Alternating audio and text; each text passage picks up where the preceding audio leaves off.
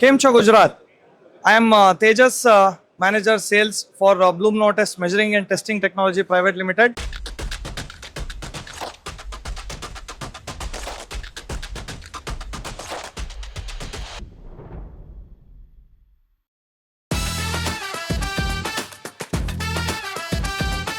Today we are displaying the Farm Control X software.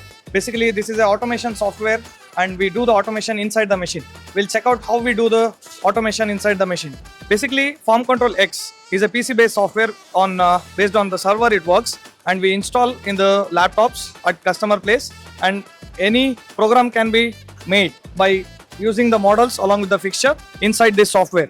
So we can import the CAD model and we can set the reference, and then we can measure lot of GD&T parameters. So this will help to measure the component after the machining is made. So what is the advantage in the production environment? Like if you are running mass production or batch quantity, then you have to measure the component on the machine, so you will get able to get the output from the machine itself.